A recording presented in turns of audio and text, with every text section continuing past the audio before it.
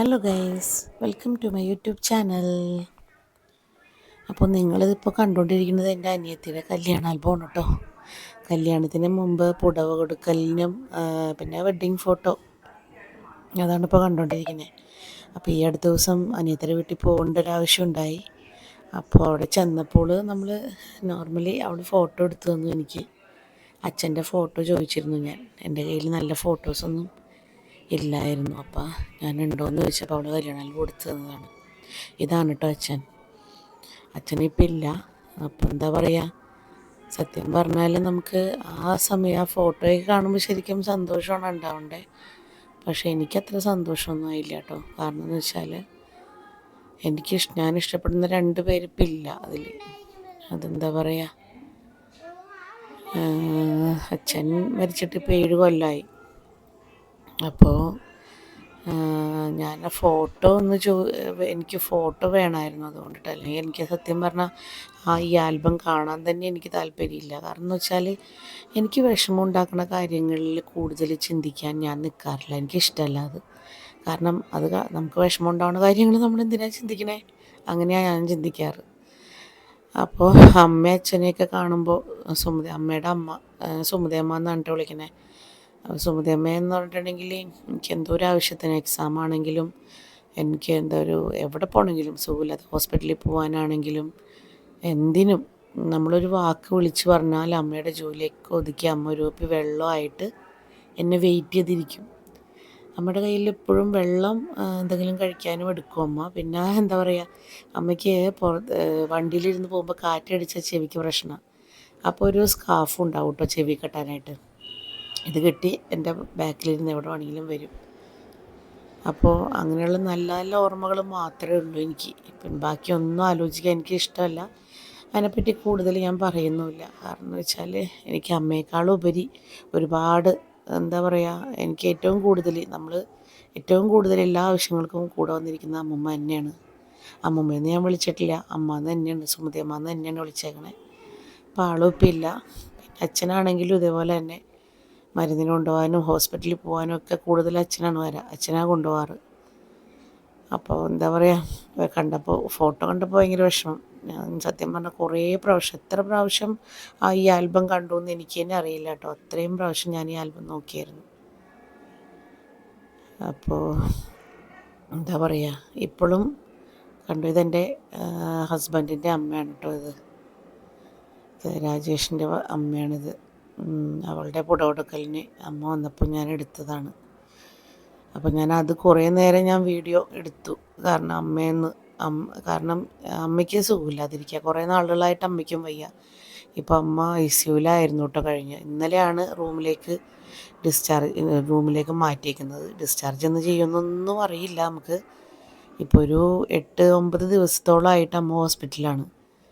അപ്പോൾ ഭയങ്കര സീരിയസ് ഒക്കെ ആയിരുന്നു, ICUലായിരുന്നു. ഇപ്പോൾ റൂമിലേക്ക് മാറ്റിയിട്ടുണ്ട്. എങ്കിലും എന്താ പറയുക, മൂക്കിൽ കൂടി ട്യൂബ് ഇട്ടിട്ട് അതിൽ കൂടി തന്നെയാണ് കേട്ടോ ഫുഡ് കൊടുക്കുന്നതും, പിന്നെ ഓക്സിജൻ ഒക്കെ വെച്ചിട്ടുണ്ട്. അപ്പോൾ അങ്ങനെ ഒരു ക്രിട്ടിക്കലായിട്ടുള്ള സിറ്റുവേഷനിലൂടെ കടന്നു പോവുക.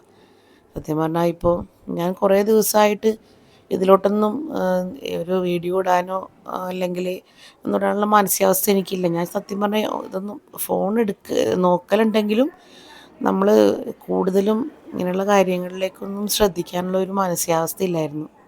ഇപ്പോൾ പിന്നെ 8-9 ദിവസമായപ്പോൾ നമ്മൾ ഒരുവിധം അഡ്ജസ്റ്റഡായി.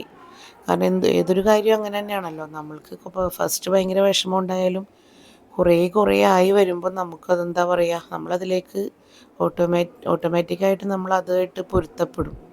സത്യം പറഞ്ഞാൽ ഈ ഹോസ്പിറ്റൽ കേസൊക്കെ ആയിട്ട് നമ്മൾ പൊരുത്തപ്പെട്ടുകൊണ്ടിരിക്കുകയാണ് കേട്ടോ. പക്ഷെ എന്നാലും എനിക്ക് സത്യം പറഞ്ഞാൽ ഭയങ്കരമായിട്ടുള്ള ഒരു ടെൻഷനും കാര്യങ്ങളൊക്കെ ഉണ്ട്. ഫുൾ ടൈം തലവേദനയാണ് ചിന്തിക്കുമ്പോഴൊക്കെ. എന്നാലും പിന്നെ എന്താ പറയുക, നമുക്ക്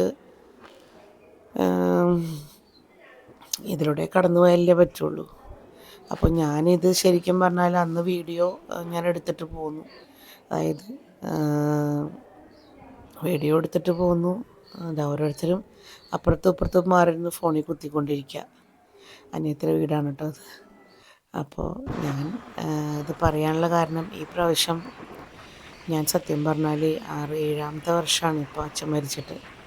ഈ വർഷം എന്താണെന്ന് എനിക്കറിയില്ല, ഞാൻ അച്ഛൻ്റെ ബലിയിടാൻ തന്നെ മറന്നു. എനിക്കറിയില്ല, അങ്ങനെ ഒരിക്കലും സംഭവിക്കാത്ത ബലിയിടുന്ന കാര്യം ഞാൻ സത്യം പറഞ്ഞാൽ നമ്മൾ മരിച്ച ആ ഒരു സമയത്ത് ഫസ്റ്റ് ആദ്യത്തെ ആ ഒരു നാളാണല്ലോ നമ്മൾ ബലിയിടാൻ എടുക്കണേ. അപ്പം സത്യം പറഞ്ഞാൽ അത് മറന്നുപോയി.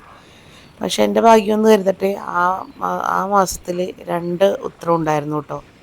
അപ്പോൾ ശരിക്കും പറഞ്ഞാൽ അങ്ങനെ എന്തോ പറയൂലേ, കറുത്ത വാവിനാണ് നമ്മൾ ബലിയിടുന്നത്, വെളുത്ത വാവിനല്ല എന്നൊക്കെ പറയണത് കേട്ടിട്ടുണ്ട്. എനിക്കേറെ അറിയില്ല, ഞാൻ ഫസ്റ്റത്തെയാണ് എടുക്കാറ്.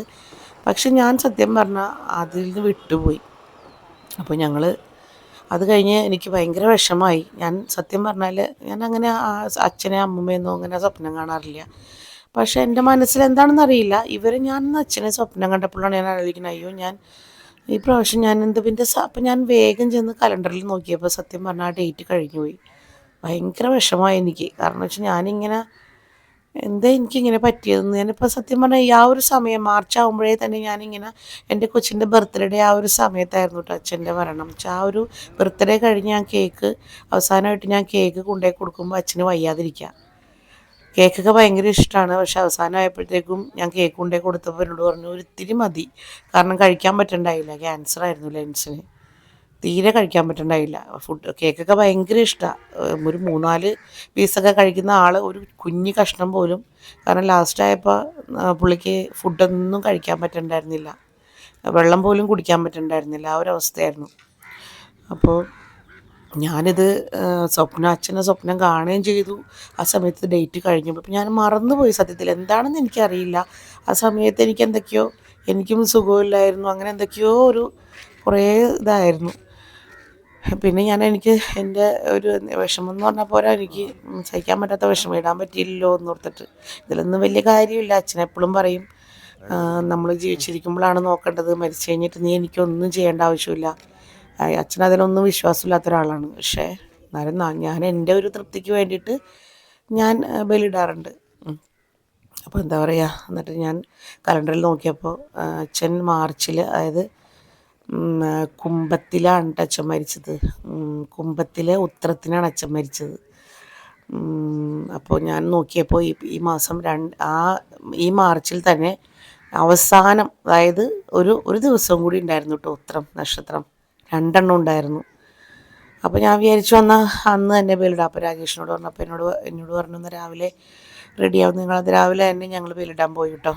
എനിക്ക് തൃപ്തിയായില്ല, എങ്കിലും ഇട്ടെന്നുള്ളൊരു സമാധാനം. Thank you for watching.